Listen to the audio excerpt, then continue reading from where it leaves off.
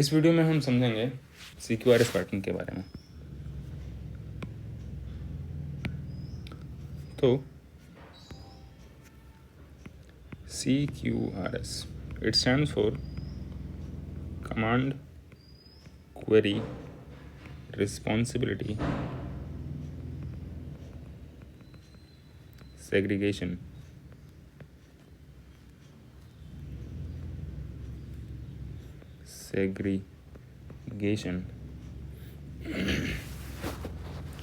Okay, so command usually means all the rights, all kinds of rights, and query means reads. तो sequence pattern हम लोग typically तब use करते हैं when we have very large volume of reads. Reads are very large as compared to writes. Usually, typically like 1000:1 or 100:1. Then we try to optimize these reads because many times when user want to read some data, है ना, background में हमको multiple tables पे join apply करके data retrieve करना पड़ता है and filter करना पड़ता है. एक ह्यूज डेटा बनाना पड़ता है, टेबल बनाना पड़ता है बैकग्राउंड में by applying the joins.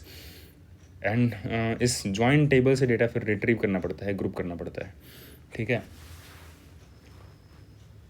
And filter करना पड़ता है. तो बजाय इसके and this kind of join creation and फिर उसमें से डेटा फेच करना, it is very computationally heavy.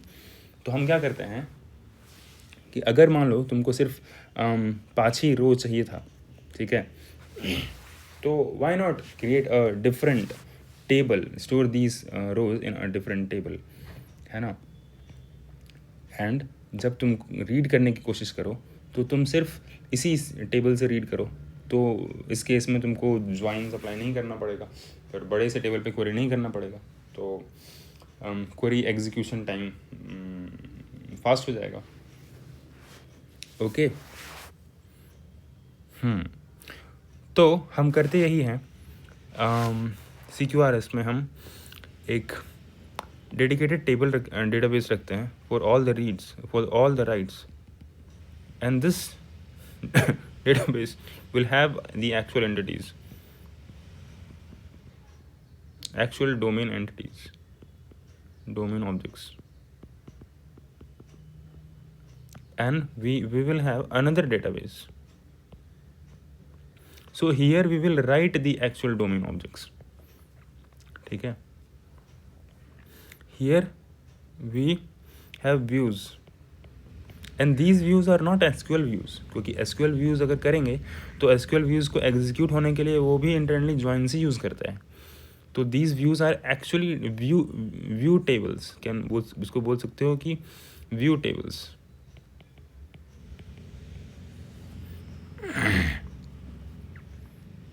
Okay, these are actually concrete tables, but इसमें क्या है कि हमें ज्वाइन अप्लाई नहीं करना पड़ेगा, तो इसलिए ये यहाँ से फास्ट डेटा रिट्रीव हो सकता है कंपेयर टू अगर हम यहाँ से सेम चीज़ों को रीड करने की कोशिश करेंगे तो, ठीक है.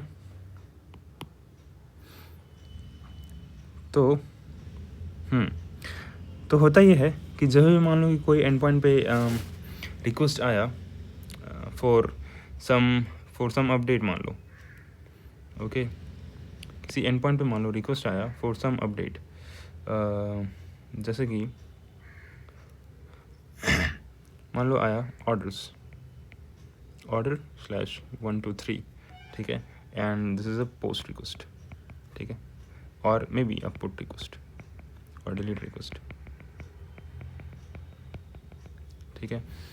देन तुम क्या करते हो ना कि तुम्हारे पास इन सभी टाइप के रिक्वेस्ट के लिए एक डिफरेंट सर्विस लेयर होता है जिसको तुम बोलते हो ऑर्डर कमांड सर्विस. एंड सारे रीड्स के लिए, है ना, सारे रीड्स के लिए, जैसे मान लो कि कुछ भी गेट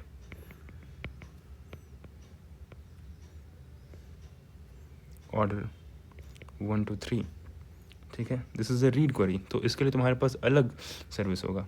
सारे इस टाइप के क्वेरी के लिए तुम्हारे पास अलग सर्विस होता है, order query,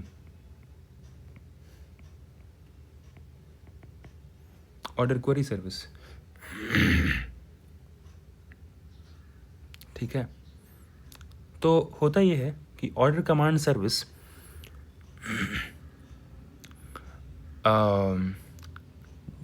rights into this database, ठीक है, and order query service reads from this database, ठीक है। तो अभी इसमें क्या होता है कि बट यहाँ पे दोनों तो डिफरेंट है, जो भी राइट यहाँ पे हुआ वो इसमें तो आएगा नहीं, तो इसमें भी राइट होता है, बट इसमें जो राइट होता है इसमें राइट करता है this things called order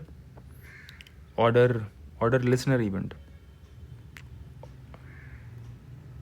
order created,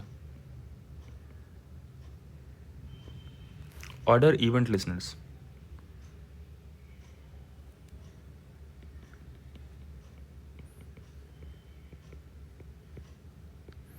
ठीक है। And this is not a service actually, इसका कलर चेंज करते हैं, it's not a service, it's actually a Kafka listener, its job is to listen to the Kafka Q.